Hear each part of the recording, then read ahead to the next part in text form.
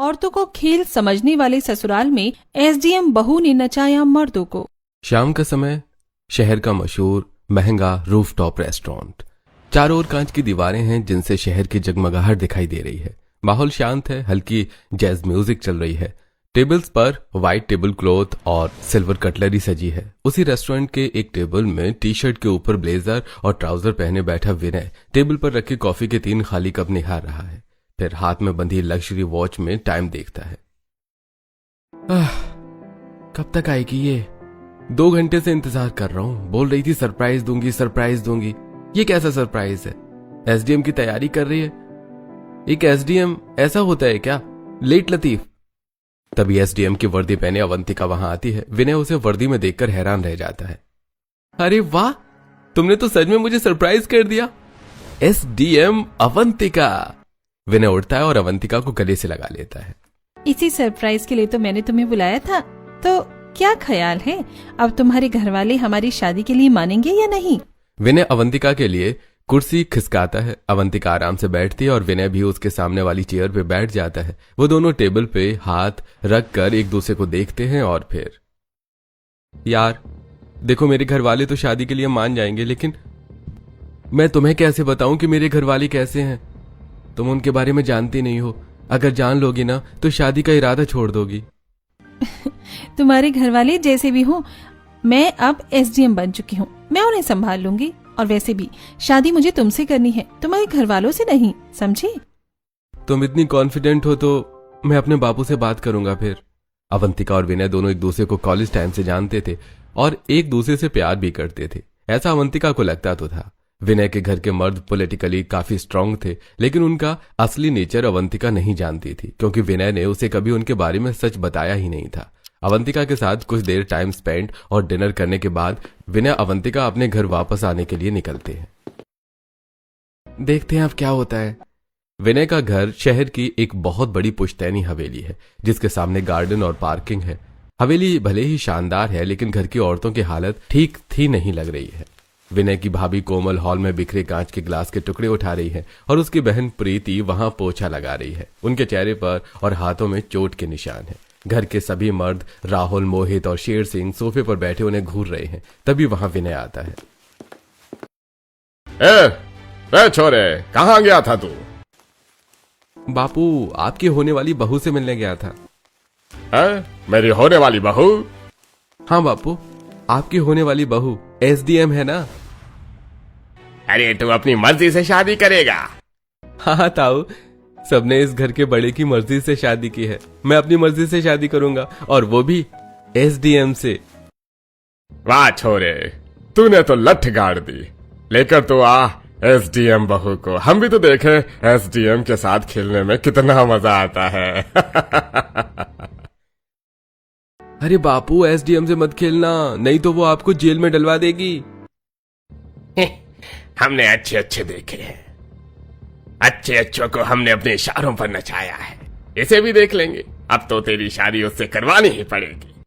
विनय के बापू को अपने ऊपर घमंड था कि वो एसडीएम को भी दबा सकता है, और वो अपने बेटे विनय की शादी एसडीएम अवंतिका से फिक्स कर देता है। और अगले दिन जब उसके घर की औरतों को ये बात पता चलती है तो हॉल में झाड़ू लगाते हुए शोभा और कोमल, आने दो एसडीएम बहू को, वो बताएगी इन सबको। सारी मर्दानगी बाहर निकलेगी इनकी। इनको लगता है कि एक एसडीएम एक मामूली औरत होती है। तभी वहां मोहित आ जाता है और सुन लेता है शोभा की बात। उसके जैसे कितने ही एसडीएम हमारे आगे पीछे घूमते हैं। आने दो उसे। उससे जूते न साफ करवाए तो कहना। एसडीएम है तो क्या हुआ, है तो औरत ही, और इस घर के मर्द औरतों को खेल समझते हैं। अपनी मर्दानगी का रौब दिखाते हुए मोहित वहां से चला जाता है। कुछ दिनों बाद घर में शादी की तैयारियां शुरू हो जाती हैं। घर को सजाने का काम घर की औरतें करती हैं और मर्द सिर्फ देखते हैं। आज हल्दी की रस्म है और घर के सारे मर्द अपनी पसंदीदा पीले कुर्ते में हॉल में विनय को हल्दी लगाकर डीजे पे डांस कर रहे हैं और जानबूझकर हल्दी पूरे हॉल में फैला रहे हैं और दूर खड़ी घर की औरतों से, अरे वहां खड़ी खड़ी क्या देख रही हो, जल्दी से ये हल्दी साफ करो। विनय की दादी नीता के अलावा औरतें पोछा लेकर फर्श से हल्दी साफ करने लगती है, लेकिन घर के मर्द जानबूझकर साफ की गई जगह पर पैर रखकर फिर से गंदा कर देते हैं। यह सिलसिला 1 घंटे तक चलता रहता है और जब वो थक कर अपने कमरे में चले जाते हैं तो घर की औरतें हॉल के कोने में डरी सहमी खड़ी हो जाती हैं। तभी अरे तुम सब इतनी शांत क्यों खड़ी हो? तुम्हारे घर में शादी का माहौल है या मातम का माहौल? अब जानती तो है दादी जी कि इस घर के मर्द कैसे हैं। अगर हमें नाचते हुए देखेंगे तो पता नहीं हमारे साथ क्या सलूक करेंगे। अरे तुम तो घबराती क्यों हो? वो आज कुछ नहीं बोलेंगे, आओ मेरे साथ। दादी डीजे के पास जाती हैं और स्पीकर का वॉल्यूम फुल कर देती हैं और सभी औरतों के हाथ पकड़कर उन्हें नचवाने लगती हैं। तभी घर के सभी मर्द वहां आ धमकते हैं।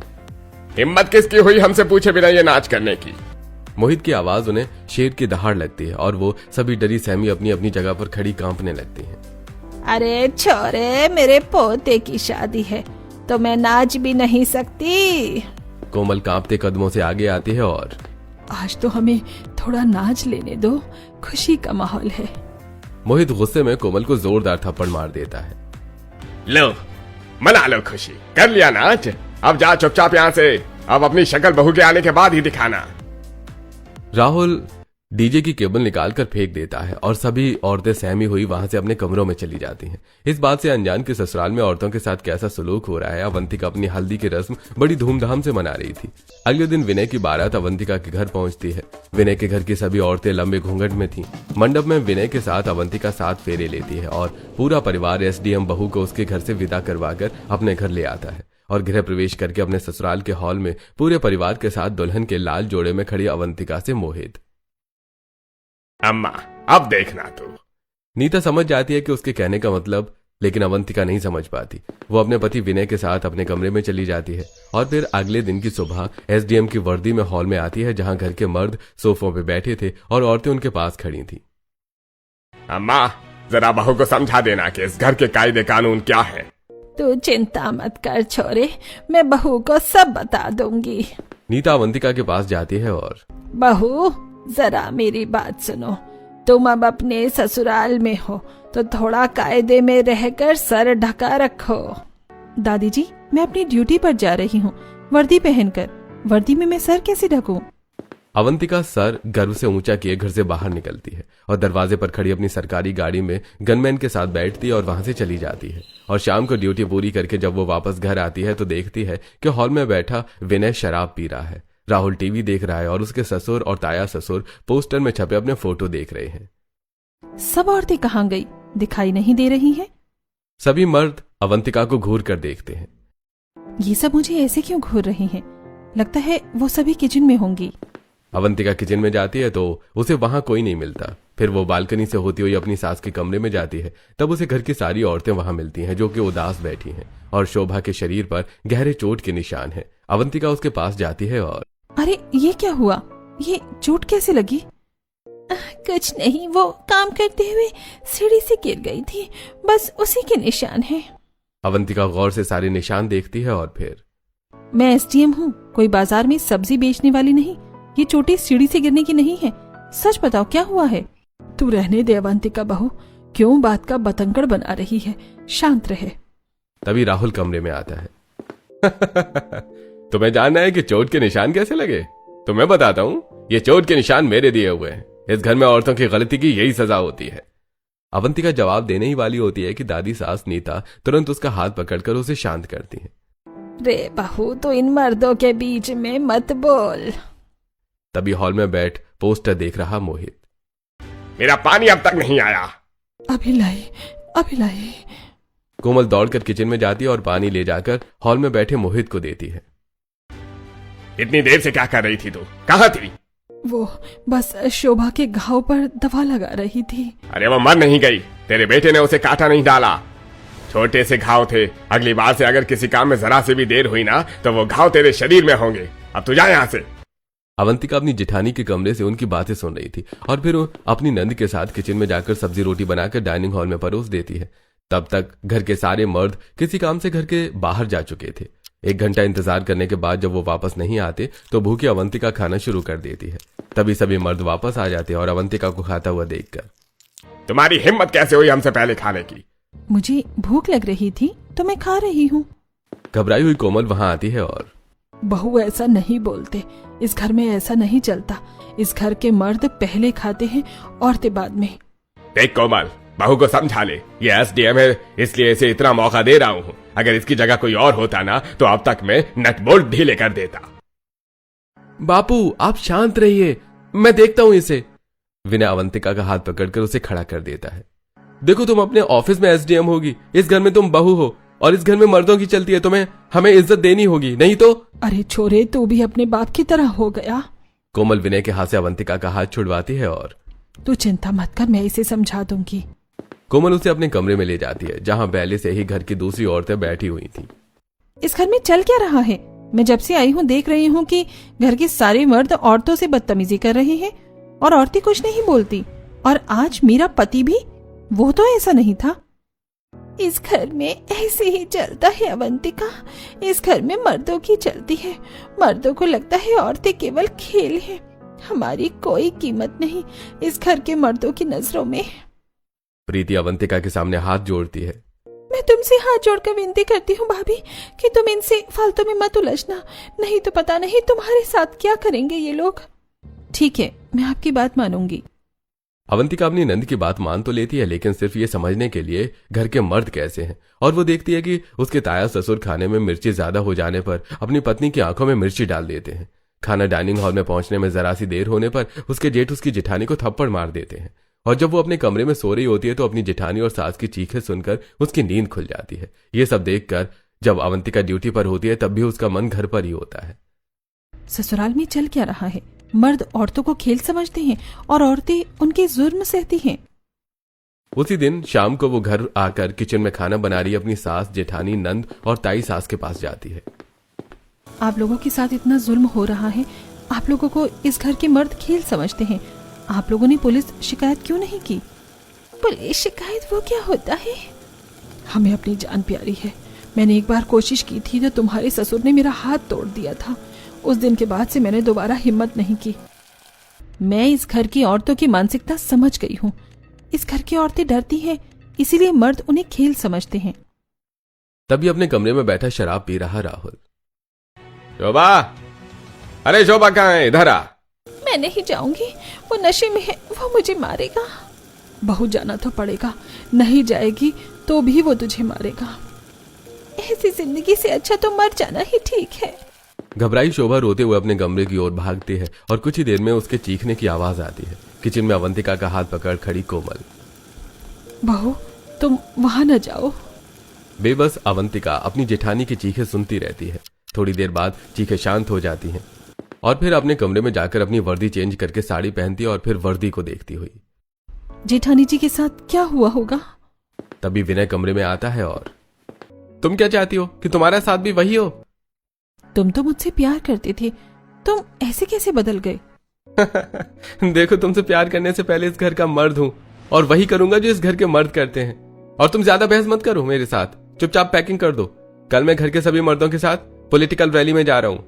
मैं दादी माँ की वजह से चुप हूँ, नहीं तो मैं इसे अभी बता देती कि एक एसडीएम की पावर क्या होती है। अवंतिका एक बैग में विनय के कपड़े रखती है और उसे रात भर नींद नहीं आती। बिस्तर पर लेटी करवटें बदलती रहती है और अगले दिन जब वो वर्दी पहने हॉल में पहुंचती है तो देखती है कि घर के सभी मर्द हॉल में कुछ पॉलिटिकल लोगों के साथ बैठे हुए हैं। तभी किचन से झाड़ू लगाती हुई कोमल हॉल में पहुंचती है। अरे अम्मा, तुम क्यों साफ सफाई कर रही हो? घर के नौकर कहाँ गए? राहुल कोमल से झाड़ू ले लेता है। तभी निधि उसके लिए पानी लेकर आती है। अरे भाभी, तुम क्यों पानी लेकर आई? हमें बोल देती, हम लेकर आ जाते। तभी वहां प्रीति आती है और बापू, खाने में क्या बनाऊं?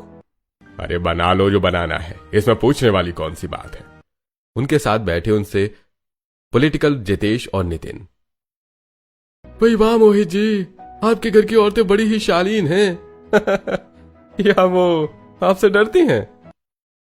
अरे डरती नहीं है, ये हमारे घर के संस्कार हैं। घर की औरतें मर्दों की इज्जत देती हैं। तो अगर सारी तैयारियां हो गई हो तो फिर निकले? मैंने सारे पोस्टर छपवा दिए हैं और सारी पैकिंग भी हो गई है, तो फिर चलते हैं। हम सब कुछ दिनों के लिए बाहर जा रहे हैं। एसडीएम बहू, घर का ख्याल रखना। चलो ठीक है, आप लोग बाहर सामान लेकर मिलो, हम बाहर आप लोगों का इंतजार कर रहे हैं। इतना बोलकर वो दोनों वहां से चले जाते हैं। वो दोनों जैसे ही घर से बाहर जाते हैं, घर के सभी मर्द अपने असली रूप में आ जाते हैं। तुम्हें पता नहीं था क्या कि हम किसके साथ बैठे थे? तुम्हारी वजह से हमारी मीटिंग फेल हो जाती। अब सभी अवंतिका के अलावा सभी औरतों को लात घूंसे और मुक्कों से मारने लगते हैं, यहाँ तक कि प्रीति को भी नहीं छोड़ते। अवंतिका अपने ससुर को पकड़ती है और ये क्या ससुर जी, अब आप बाप होकर बेटी को लात से मार रहे हैं? अरे छोड़, नहीं तो लात घूंसे तुम पर भी पड़ेंगे। अवंतिका छोड़ देती है। घर के मर्द औरतों को मार पीट कर वहां से चले जाते हैं और आंखों में बेबसी लिए घर की औरतों को दर्द में करहाता छोड़कर अपनी ड्यूटी पर चली जाती है। अवंतिका ऑफिस में अपनी कुर्सी पर बैठी हुई, मैं एसडीएम हूँ या क्या हूँ? ससुराल की औरतों को खेल समझा जा रहा है और मैं कुछ भी नहीं कर पा रही। अवंतिका यही सोचती रहती है कि वो ऐसा क्या करे कि वो अपने ससुराल की औरतों को सम्मान दिला सके। शाम को ड्यूटी खत्म होने पर अवंतिका जब घर पहुंचती है तो देखती है कि घर की सभी औरतें उसकी जेठानी शोभा के कमरे के बाहर खड़ी हैं और कमरे का दरवाजा अंदर बंद है। वो सभी खिड़की से झांक रही हैं और बहू ऐसा मत करो ऐसा मत करो बहू। अवंतिका भागकर उनके पास जाती है और खिड़की से झांक कर देखती है कि शोभा पंखे से साड़ी बांधे, गले में फंदा डाले स्टूल पे खड़ी है। अवंतिका दरवाजा तोड़ने की कोशिश करती है लेकिन दरवाजा नहीं टूटता, तो वो अपना फोन निकालकर खिड़की से उसका वीडियो रिकॉर्ड करने लगती है। मैं अब और खिलौने नहीं बन सकती। औरतों को खेल समझने वाली ससुराल में जीना नर्क से बेहतर है। मैं अब और अपने ससुर और अपने पति और अपने देवर की जुल्म नहीं सह सकती। शोभा देखते ही देखते अपने पैरों से स्टूल गिरा देती है और फांसी फंदे पर लटक जाती है और उसकी आंखों के सामने अंधेरा छा जाता है। जो कुछ भी हुआ था शोभा ने उसका वीडियो रिकॉर्ड कर लिया था और जब कुछ दिनों बाद घर के सभी मर्द वापस आकर हॉल में इकट्ठा होते हैं। कहाँ गई सबकी सब औरतें? बहुत प्यास लगी है, जल्दी से कुछ पीने को लाओ।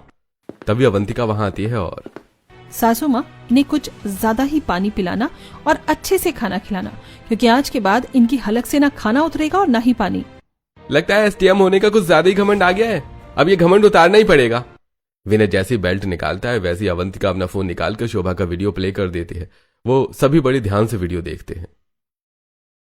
इस वीडियो से तुम हमारा क्या कर लोगी? हमें डराओगी, धमकाओगी? और कौन यकीन करेगा कि ये रियल वीडियो है? एआई से जनरेटेड भी हो सकता है। मैं कोई छोटी बड़ी पोस्ट पर नहीं हूँ, एसडीएम हूँ और मेरी बात पर सभी भरोसा करेंगे। देखिए, मुझे पता है कि आपको अपना राजनीतिक करियर बनाना है, लेकिन अगर ये वीडियो लीक हो गया तो आप सब पर केस हो जाएगा और अगर एक बार केस हुआ तो आपका राजनीतिक करियर खत्म। विनय अवंतिका के हाथ से फोन छीन कर तोड़ देता है। करियर तो तब खत्म होगा ना जब सबूत होगा। मुझे पता था विनय ऐसा हो सकता है, इसीलिए मैंने पहले से ही ये वीडियो क्लाउड पर सेव कर दिया है। अब तुम कितने भी फोन तोड़ लो, वीडियो डिलीट नहीं होगा और अगर तुम मुझे मार भी दो तब भी वीडियो वायरल हो जाएगा। मोहित दोनों हाथ जोड़कर, नहीं नहीं, ऐसा मत करना, हम तुम्हारी हर बात मानेंगे, जो तुम बोलोगी वो करेंगे। एक एक करके घर के सभी मर्द अवंतिका के पैर पकड़ने लगते हैं और वो झट से पीछे हट जाती है। ठीक है, मैं सोचूंगी इस बारे में कि आपका पॉलिटिकल करियर बर्बाद न करो। अवंतिका अपने कमरे में चली जाती है। अभी अभी जो कुछ हुआ हॉल में ही दूर खड़ी घर की सभी औरतों ने देखा और अब आगे जो होने वाला था वो भी देखने वाली थी। अवंतिका कुछ दिन छुट्टी लेकर घर में ही रुकने का फैसला करती है। अगले दिन घर के सभी मर्द हॉल में बैठे थे और अपना डेली रूटीन फॉलो कर रहे थे। मोहित अखबार पढ़ रहा था, शेर सिंह पोस्टर देख रहा था और विनय और राहुल चाय पीते हुए न्यूज देख रहे थे और औरतें उनके बगल में सहमी हुई खड़ी थी। तभी वहां कमरे में साड़ी का पल्लू बांधे अवंतिका आती है और ससुर जी, मुझे प्यास लगी है, जरा पानी ले आइए। मोहित पहले तो चौंक जाता है, फिर अचानक उठकर किचन में जाकर वहां से एक गिलास पानी लाकर अवंतिका को देता है। ये लीजिए बहू। अवंतिका जैसे ही एक घूंट पानी पीती है विनय के सिर पे गिलास उलट देती है। ये क्या, इतना ठंडा पानी? मेरे गले में दर्द हो सकता है। विनय तुम जाओ, हल्का गुनगुना पानी लेकर आओ। विनय मोहित का मुंह देखता है और अपने मुंह का पानी पोंछते हुए किचन जाकर एक गिलास गुनगुना पानी लाकर अवंतिका को देता है। ये लीजिए अवंतिका जी, गर्म पानी। अवंतिका फिर जैसे एक घूंट पानी पीती है अपने जेठ के ऊपर कुल्ला कर देती है। ये तो बहुत गर्म है। और अपने जेठ के पैरों में जूते देखकर, और क्या, तुम जूते पहनकर घर के अंदर आए हो? अपने मुंह का पानी पोंछते हुए। हाँ तो क्या हाँ? घर के अंदर जूते कौन पहनता है? बाहर उतारो इन्हें। और सुनो, मेरे जूते जो बाहर उतरे हैं उन्हें अंदर लाओ जल्दी, नहीं तो वीडियो वायरल हो सकता है। राहुल चुपचाप घर के बाहर जाकर जूते उतारकर शू रैक में रखता है और वही रखे अवंतिका के जूते लाकर उसे पहनाता है। वहीं हॉल में खड़ी घर की औरतें सब देखती हैं और फिर किचन में चली जाती हैं। अवंतिका भी उनके साथ जाती है। बहू, ये सब क्या हो रहा है? मुझे यकीन नहीं हो रहा। क्या मैं कोई सपना देख रही हूँ? तुम्हारे ससुर और पति तुम्हारे इशारों पर नाच रहे हैं। नहीं अम्मा जी, ये सपना नहीं, हकीकत है। अब तक इस घर के मर्दों ने घर की औरतों को क्या समझा था? कमजोर, बेवकूफ, सिर्फ एक खेल। अब मैं इन्हें बताऊंगी कि असली खेल क्या होता है। अब आप भी हुक्म देना सीखिए। ससुराल के मर्द अब आपकी बात भी मानेंगे, और अगर ना माने तो मैं हूं ना, सब संभाल लूंगी। अब आप अपनी बहू को रानी बनते देखिए। सिर्फ आप ही नहीं अम्मा जी, दादी माँ और ननन जी, आप भी हुक्म देना सीख लो। और आप भी ताई जी, एसडीएम बहू है आपके घर में, अब वो अपनी पावर दिखाएगी। अवंतिका पहली बार अपने ससुराल की औरतों के चेहरों पर डर की जगह एक दबी हुई खुशी और मुस्कान देखती है। और आज खाना इस घर की औरतें नहीं मर्द बनाएंगे। अवंतिका घर के मर्दों को खाना बनाने का हुक्म देकर औरतों के साथ डाइनिंग हॉल में बैठ जाती है और बिना आनाकानी के घर के मर्द किचन में जाकर खाना बनाने लगते हैं। कुछ ही देर में वो सभी डाइनिंग हॉल में चावल, सब्जी और रोटी लाकर सर्व करते हैं। अवंतिका पहले चावल फिर सब्जी सूंघती है। ये क्या है, जानवर भी ना खाए ऐसा बेस्वाद खाना। अवंतिका पहली बार बनाया है खाना, तो थोड़ी गड़बड़ तो हो गई होगी। अवंतिका गुस्से से टेबल पर चम्मच पटकती है। ऐसे कैसे तुम्हारी हिम्मत हुई कि मेरे सामने ऐसा फीका खाना परोसने की? क्या तुम्हें पता नहीं है खाना कैसा होना चाहिए? मेरे लिए खाना बना रहे हो या मजाक कर रहे हो? बहू अभी खा लो, अगली बार से ध्यान रखेंगे। अवंतिका गुस्से से मोहित की तरफ देखती है। आप तो सबसे बड़े हो ना, और आप ही ऐसी बात कर रहे हो। इतनी बड़ी गलती, आपको पता चलना चाहिए कि गलती की क्या सजा होती है। विनय, इन्हें सबक सिखाओ। मैं इन्हें नहीं मार सकती क्योंकि ये मेरे ससुर हैं, लेकिन तुमसे मरवा सकती हूँ। विनय हैरान होकर अवंतिका का मुंह ताकने लगता है। क्या देख रहे हो? मैंने कहा इन्हें एक थप्पड़ मारो। विनय का हाथ कांपता है, लेकिन वो हिम्मत करके मोहित को एक हल्का सा थप्पड़ मारता है। मोहित दर्द से नहीं, अपमान से सहम जाता है। कोमल अपनी आंखें बंद कर लेती है। बहू, ये तुम क्या कर रही हो? ये हमारे घर में क्या हो रहा है? अम्मा जी चुप रही। इस घर के मर्दों ने बरसों से औरतों पर जो जुल्म किए हैं, मैं उन्हें सूद समेत वापस लौटाऊंगी। मैं इन्हें बताऊंगी कि एक एसडीएम की ताकत क्या होती है। अब घर के सभी मर्द एसडीएम बहू के इशारों पर नाचने लगते हैं। वो जो कहती है वो सभी वही करते। धीरे धीरे ये बात मोहल्ले वालों को भी पता चल जाती है। एक दोपहर घर के सभी मर्द छत में गीले कपड़े सुखा रहे थे। पड़ोसी अपने घर की छतों से उन्हें काम करते देख रहे हैं। तभी वहां अवंतिका आती है और रस्सी में टंगे कपड़े देखकर, ये क्या तरीका है कपड़े सुखाने का? ये कपड़े देखो, ये यहाँ से फट गए हैं। ये तुम कैसी धुलाई करते हो और क्या ऐसे सुखाते हैं कपड़े? अवंतिका माफ कर दो, गलती हो गई। मैं वादा करता हूँ अगली बार से ध्यान रखूंगा। ध्यान रखूंगा? जब देखो तब बहाने। जाओ ये कपड़े दोबारा धोकर लाओ और इन्हें ढंग से सुखाओ। और हाँ, हॉल की सफाई भी बाकी है। विनय तुरंत गीले कपड़े उठाकर नीचे चला जाता है। अपने अपने घर की छतों पर खड़ी नीलम और निशा उन्हें देख रही थी। हे भगवान, जो मर्द कभी इस घर की औरतों पर चिल्लाती थी, आज वो बहू से डांट खाकर भीगी बिल्ली बने हुए हैं। लगता है बहू सच में कोई पहुंची हुई चीज है। पहुंची हुई होगी ही, एसडीएम जो ठहरी। सुना है इसी वजह से घर के सारे मर्द उंगलियों पर नाच रहे हैं। नहीं तो इससे पहले तो बहू बेटियों के सामने शेर बने घूमते थे। उन दोनों की बातें मर्दों को चुभ गईं और उसी रात वो छत पे इकट्ठा होकर, अब बहुत हो गया। जब तक जिंदा रहेगी तब एसडीएम बहू ये ऐसे ही करेगी। इसका मरना जरूरी है। एसडीएम बहू को मारने का फैसला करके सभी मर्द उसे मारने की प्लानिंग शुरू कर देते हैं। एक दिन विनय राहुल के साथ किराए के घर से ऑफिस जाती हुई अवंतिका की कार का पीछा कर रहा था। अब और नहीं सहा जाता। इसने हमें पानी भरने वाला नौकर बना दिया है। आज इसे खत्म करना ही होगा। एक्सीडेंट और फिर इसकी कहानी खत्म। हाँ, यही आखिरी रास्ता है। अगर ये जिंदा रही तो हमारा जीना मुश्किल कर देगी। तैयार हो जा, जब वो उस मोड़ पर पहुंचेगी। अवंतिका की गाड़ी मोड़ पर पहुंचती है। विनय अपनी कार की स्पीड बढ़ाता है। इरादा है कि उसकी गाड़ी को जोर से टक्कर मारने का, लेकिन अचानक अवंतिका की गाड़ी तेजी से दूसरी लेन में कट जाती है। विनय की कार लगभग पेड़ से टकराते टकराते बचती है। अवंतिका की गाड़ी बिना रुके आगे बढ़ जाती है। क्या हुआ? ये कैसे बच गई? इसे कैसे पता चला? मुझे नहीं पता, लेकिन वो एसडीएम है। उसका दिमाग लगता है उसने पहले ही भांप लिया था। अब हमारा क्या होगा? वो दोनों भाई डरे सहमे और घबराए हुए घर पहुंचते हैं, जहां पहले से ही हॉल में गुस्से में तमतमाई अवंतिका एसडीएम की वर्दी में उन दोनों के घर आने का ही इंतजार कर रही थी। लेकिन उन दोनों को देखकर अपना गुस्सा पी जाती है। और तो कैसा रहा आज का खेल? अवंतिका, तुम किस बारे में बात कर रही हो? अवंतिका उन दोनों की तरफ एक कदम बढ़ाती है। दोबारा ऐसी हरकत की तो याद रखना, एक्सीडेंट कैसे किया जाता है ये मैं तुम्हें बताऊंगी। तुम्हें कैसे पता चला? तुम हमारी जासूसी करवा रही हो? मैं एसडीएम ऐसे ही नहीं बनी हूँ। एसडीएम चीज क्या होती है तुम्हें अभी तक पता नहीं चला। तुम्हारी हर चाल, हर साजिश मेरे लिए खुली किताब है। आप चुपचाप जाकर अपना काम करो, और हाँ, अगर मेरी मर्जी के बिना घर से बाहर कदम रखा तो परिणाम बहुत बुरे होंगे। अवंतिका उन्हें आगाह करके एक बार फिर ऑफिस चली जाती है। अवंतिका के डर की वजह से उसके ससुराल के सभी मर्द अपनी राजनीति पर ध्यान नहीं दे पाते, जिस वजह से वो चुनाव हार जाते हैं। एक दिन घर के सभी मर्द और औरतें, यहाँ तक कि अवंतिका भी हॉल में बैठे हुए थे। तभी नितिन के भेजे हुए कुछ गुंडे दरवाजा तोड़कर अंदर आते हैं और घर के मर्दों पर लाठी डंडों से हमला कर देते हैं, और वो उन पर पलटवार नहीं कर पाते। सालो, तुम्हारी वजह से हम इलेक्शन हार गए, इसकी सजा तो तुम्हें मिलेगी। घर की सभी औरतें डरी हुई अवंतिका के पीछे आकर खड़ी हो जाती हैं। देखा तुम लोगों ने, ये है इस घर के शेर, जिनकी ताकत सिर्फ कमजोर औरतों पर चलती थी। आज टक्कर के मर्द मिले तो हाथ तक नहीं उठ रहा। भले ही इन्होंने हमारे साथ जो कुछ भी किया हो, लेकिन है तो हमारे अपने ही। हमें इन्हें बचाना होगा, वरना ये इन्हें मार डालेंगे। तो फिर देर किस बात की है, इन्हें दिखाते हैं कि औरतें क्या कर सकती हैं। अवंतिका के इतना कहते ही कोमल किचन की ओर भागती है और बेलन ले आती है। प्रीति हॉल में रखा झाड़ू उठाती है और सबकी दादी नीति चप्पल से ही उन गुंडों पर टूट पड़ती है। मेरे पति पर हाथ उठाता है। ये मत सोचना कि औरतें कमजोर हैं। निकलो यहाँ से, नहीं तो जान ले लूंगी तेरी। औरतों के अचानक हमले से गुंडे घबरा जाते हैं और पिटते पिटाते भाग जाते हैं। घर के सभी पुरुष दर्द से कराते हुए जमीन पर पड़े हैं। देखा, तुम कमजोर औरतों के सामने अपनी ताकत दिखाते थे, आज बराबरी के मर्द मिले तो भीगी बिल्ली बन गए। अगर इन औरतों ने तुम्हें न बचाया होता तो तुम्हारा क्या हाल होता।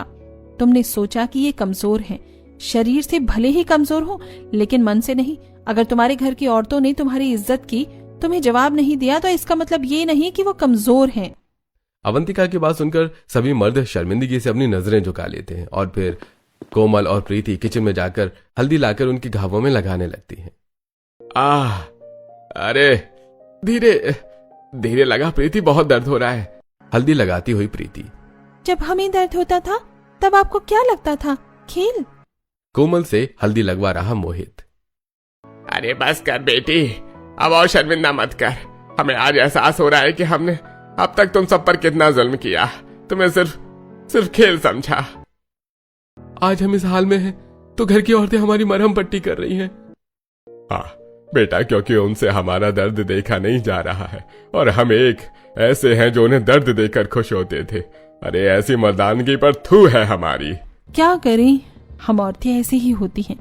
हमारा दिल बहुत कमजोर होता है ना। जिन्हें हम अपना मानती हैं, उनसे चाहे जितना दर्द मिले, हम उन्हें दर्द में नहीं देख सकती। हम भारतीय नारी है ना, इसीलिए। सिर झुकाए मोहित। तुम सही कह रही हो बहू, हमसे बहुत बड़ी गलती हो गई, हमें माफ कर दो। कोमल, मुझे माफ कर दो, मैंने तुम्हें कभी सम्मान नहीं दिया। मैं अब क्या कहूँ। विनय हिम्मत करके खड़ा होता है और अवंतिका के सामने हाथ जोड़कर, अवंतिका, मैं तुम्हारा अपराधी हूँ, तुम्हें धोखा दिया, मुझे माफ कर दो। राहुल फूट फूट कर रोने लगता है। अरे तुम सब तो माफी मांग सकते हो, मैं किससे माफी मांगू? मेरी पत्नी तो अगर वो जिंदा होती तो मैं उसके पैरों में गिरकर माफी मांगता। अपनी बात से मुकर मत जाना जेठ जी। अवंतिका की बात सुनकर घर के सभी मर्द चौंक जाते हैं। वो कुछ समझ पाते उससे पहले अवंतिका अपने गनमैन को फोन करती है और, भैया मेरी जिठानी को ले आओ। और कुछ ही देर में गनमैन भरत शोभा को लेकर वहां पहुंच जाता है। सभी मर्द उसे देखकर हक्के बक्के रह जाते हैं। ये क्या भूत? भूत नहीं, ये आपकी पत्नी है। लेकिन ये तो मर चुकी थी। इसकी फांसी लगाते हुए वीडियो तुमने मुझे दिखाया था। वो वीडियो अधूरा था जेठ जी। शोभा ने जैसे पैरों से स्टूल हटाया था, उसके वजन से पंखा नीचे गिर गया था।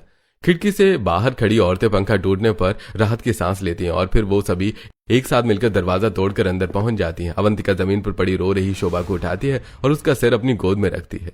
पागल हो गई थी क्या आप? क्या करने जा रही थी? अपनी जिंदगी ऐसे खत्म कर दोगी? और क्या करती, जिंदगी तो पहले ही बर्बाद हो चुकी है। इस नर्क से मुक्ति पाना चाहती थी। ससुराल के ये मर्द ये औरतों के दर्द को समझते ही नहीं है। अवंतिका फोन की रिकॉर्डिंग बंद करती है और, चुप हो जाओ, अब और नहीं। मैंने सब सुन लिया है, सब देख लिया है। ये लोग अब तक घर की औरतों को खेल समझते थे ना, अब मैं इन्हें दिखाऊंगी कि असली खेल क्या होता है। मैं अवंतिका विनय सिर्फ इस घर की बहू नहीं बल्कि इस शहर की SDM भी हूँ। तुम चाहे जो कर लो, ससुराल वालों को नहीं सुधार सकती। मैं नहीं सुधार सकती, लेकिन जो मैंने रिकॉर्ड किया है उसमें कट लगाकर उन्हें अपने इशारों पर जरूर नचा सकती हूँ। हॉल में सभी मर्द SDM बहू की बात ध्यान से सुन रहे थे। बस फिर मैंने प्लान बनाया कि अधूरी वीडियो क्लिप से आप लोगों को डराऊंगी और जेठानी को कुछ दिनों के लिए घर से गायब कर दिया। अच्छा, तो तुम लोगों ने हमें बिना बताई शोभा का अंतिम संस्कार कर दिया था?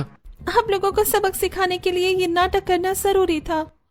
इतना बड़ा झूठ, इतना बड़ा धोखा हम मर्दों के साथ। तो क्या अब सच्चाई का पता चलता है? आप सब फिर से नहीं बहू, वैसे तुमने जो नाटक किया बिल्कुल ठीक किया। अब हम समझ चुके हैं कि औरतों को खेल समझने वाले ससुराल में एसडीएम बहू ने मर्दों को नचाकर कुछ गलत नहीं किया। हमारे साथ ये होना जरूरी था, नहीं तभी तो हमें समझ आया कि औरतें खेल नहीं बल्कि जिम्मेदारी होती हैं। उसी दिन पूरा परिवार औरतों और मर्द के साथ बैठा है। आप सबके चेहरों पर सुकून और प्रेम का भाव है। नई शुरुआत के लिए धन्यवाद बहू। बहू नहीं, एसटीएम बहू कहिए, एसटीएम बहू।